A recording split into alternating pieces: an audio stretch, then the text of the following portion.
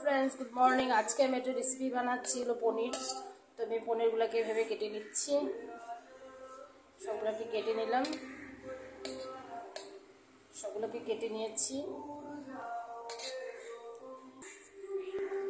সবগুলোকে কেটে নিলাম এভাবে টুকরা টুকরা করে। এবার গ্যাস জ্বালিয়ে দিয়েছি, কড়াইয়ের মধ্যে একটু তেল দেব। তেল দিয়ে দিচ্ছি।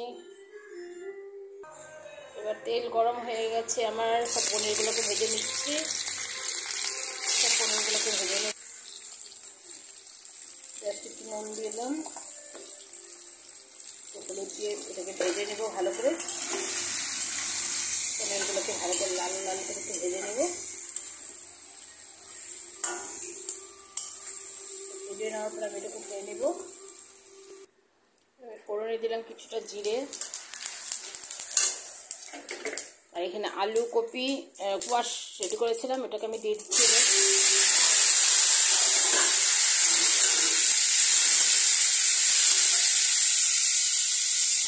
এখানে কিছুটা লবণ দিয়ে দিলাম।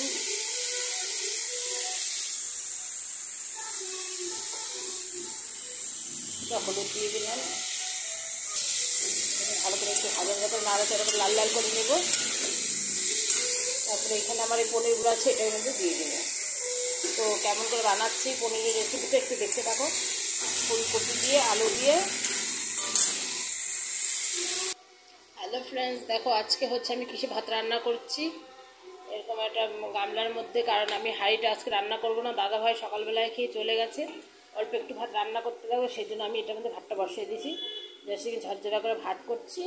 আর এখানে পনিরের রেসিপিটা বসিয়েছি, পনিরটা করে। আর একটুখানি এখানে ডালও করেছি, মুগ ডাল। এই মুগ ডাল করেছি, এই যে মুগ ডাল। তো এটা দিয়ে আজকে আমাদের রেসিপি।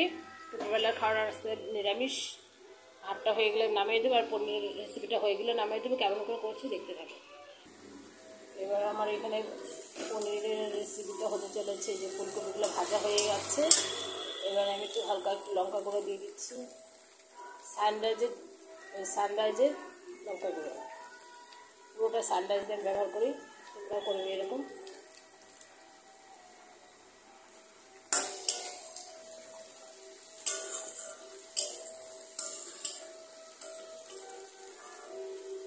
গরম গরম ভাতের সাথে খুবই টেস্টি লাগবে খেতে।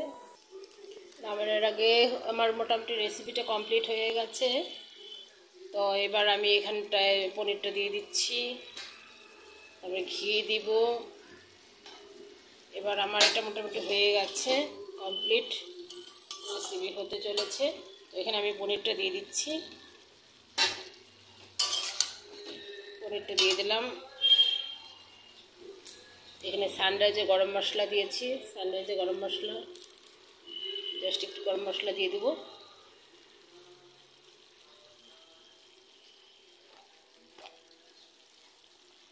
একটু ঘি দিয়ে দেবো।